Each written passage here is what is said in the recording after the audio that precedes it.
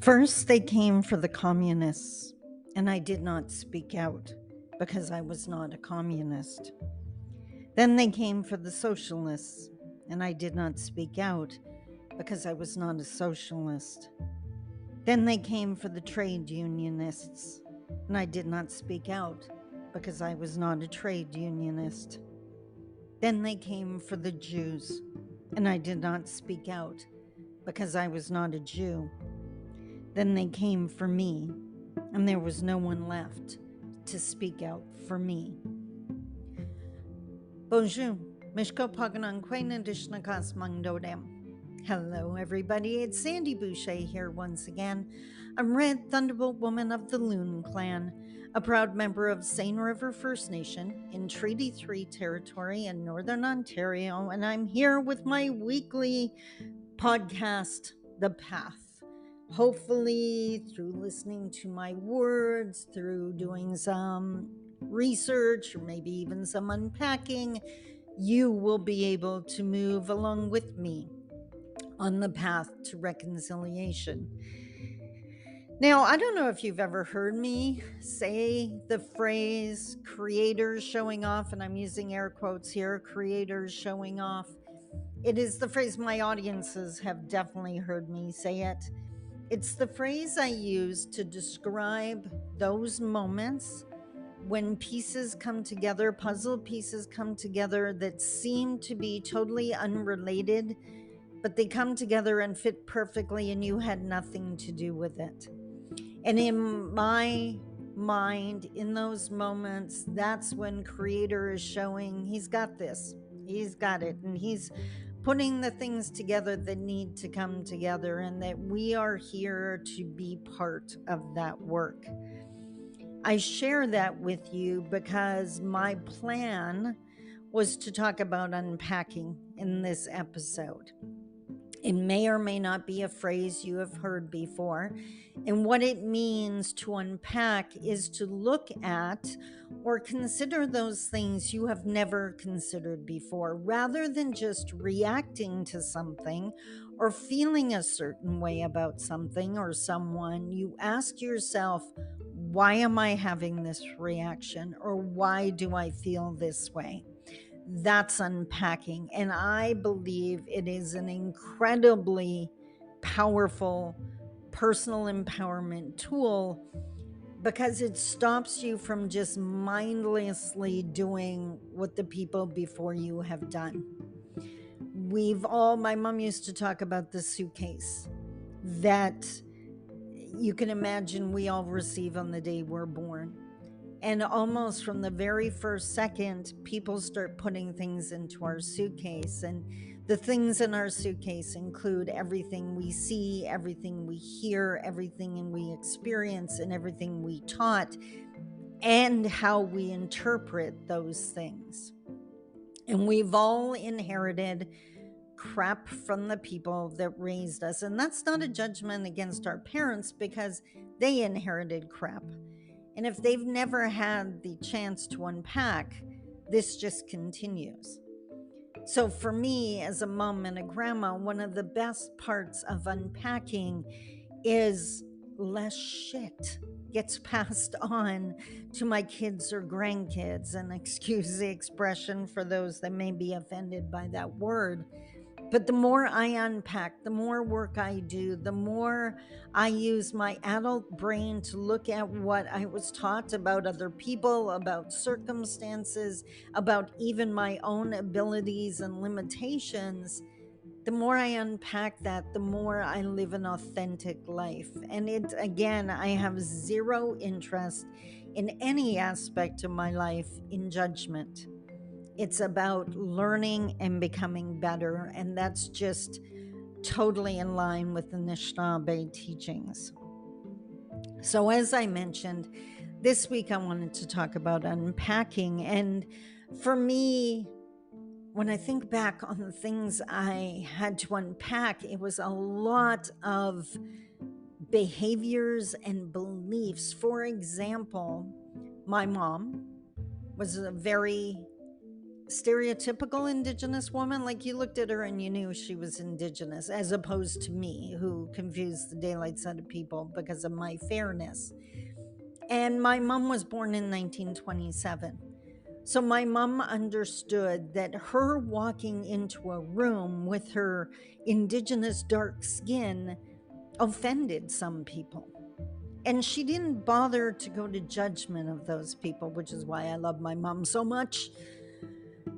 Instead, she just accepted that this was going to happen. And because, as a human being, as the woman she was, she really hated offending people, she developed this habit of trying to be invisible. And me and my brothers, at one point in our younger years, we were laughing and commenting on, look, mom's trying to be wallpaper again. And of course, we were innocent kids at the time. We didn't know what we were seeing or even what we were commenting on, but I do now. I recognize the internalized oppression. I recognize why or how and why she was trying not to take up space. And yes, it breaks my heart. But what, in line with this unpacking conversation, what freaked me out, because anyone who knows me knows I'm an outgoing, confident person, but when it came to so many new situations where I was with a new group of people or in a new place without thinking about it, and that's a key, that's something you probably need to unpack. Without thinking about it, I would consciously become, or unconsciously become, wallpaper. Until one day I realized, why are you doing this, Sandy? Like, why are you trying to hide in the background? You were invited here to use your voice. And I realized what I was doing. I was mimicking my mom. Again, no judgment. I know why she did what she did, but it does not fit in my world. So I took it out of my suitcase. Now, I had to unpack a lot of things. I had to unpack, as a young woman, the belief that boys raised in houses with indoor plumbing wouldn't want to date me, because I didn't. And I assumed they would judge me. I built the wall. Now, of course, did I meet some that fit that criteria? Absolutely, I did. But believing they all do makes it a stereotype. And I know how devastating Indigenous stereotypes have been to me, so I'm definitely not going to create them about other people. That's another comment that I actually comment on in a blog post coming up this week. I had to unpack why so many people in my small little Northern Ontario town couldn't understand why I wanted to leave town, why I wanted to graduate high school and move away. I had to unpack why I thought affluent people, and this, I gotta break into my own sentence here. Affluent to me was anyone who could afford more than just the basics.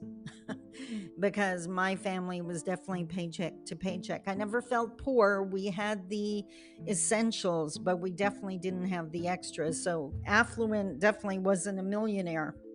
It was just someone with that nice house and nice car. And I had to unpack the belief that they would look down on me or not want to be my friend or whatever the case may be. And again, some did. Some fit that stereotype. Some did look down on me. But I had to unpack and realize I was assuming they all would. And that's a barrier, a wall that I built. And I think the one, and I've definitely shared it in seminar quite often, the biggest one for me, I live in the city of Thunder Bay, and I don't want to do the math, for over 30 years. And in 2004, thanks to some personal life circumstances, I actually chose to move to Toronto. And I was there for 5 years. And it changed my life, and probably has a lot to do with why I have the career I now do. But while I was there, I met non-Indigenous people of all different backgrounds who were genuinely interested in my Anishinaabe heritage. And I have to admit, at first I thought they were setting me up for a bad joke. I thought they were kidding. I thought they were, being condescending. And it didn't take long for me to realize their interest was authentic. It also didn't take me long to realize they had never heard of residential schools. They had no idea what Indigenous people were going through.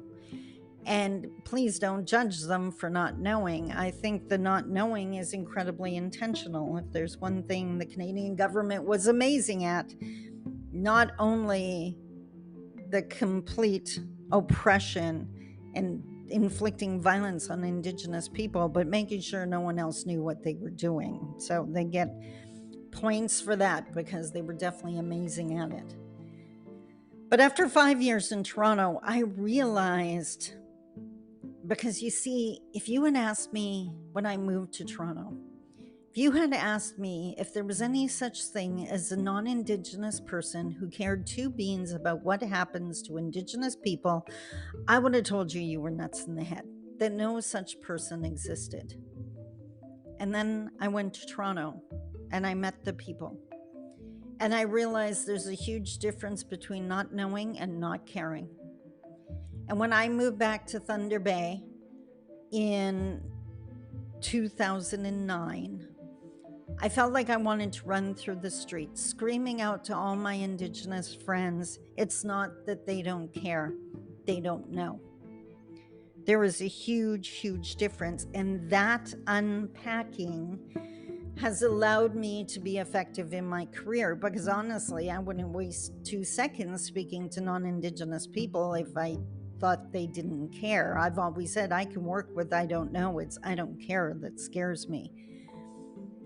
And then a couple years ago, I guess, if that long ago, again, unpacking.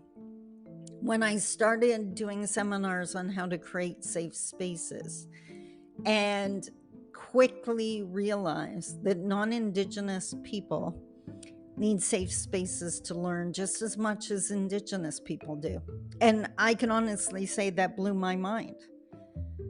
But non-Indigenous people need safe spaces to be able to ask their, air quotes here, quote unquote, dumb questions.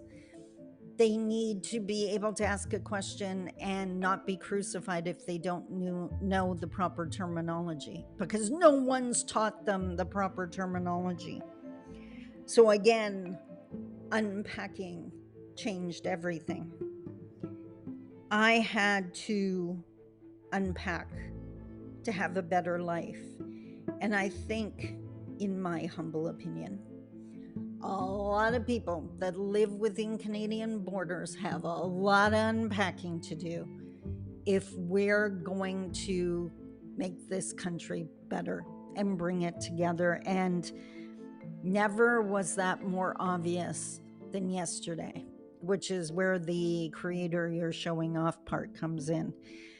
Because I don't know if you were glued to your news channel or to YouTube or whatever news station you follow to watch about the Titan sub and to see if the massive rescue efforts were going to be able to save those 5 people.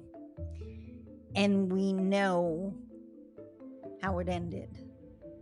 And we know that they weren't able to save them and that 5 people lost their lives. But what I'm referring to is even before we knew the end results, and I've seen a few people comment on this, and I want to add in my 2 cents. Holy moly's with the memes and the comments and the judgment. It was nauseating to see how many people were out there posting that these people were rich, that they had no business being there, that they were stupid to try this endeavor, that this exploring is just the privileged. And every single one I saw made me nauseous. And it reminded me of that poem I read at the beginning of this episode.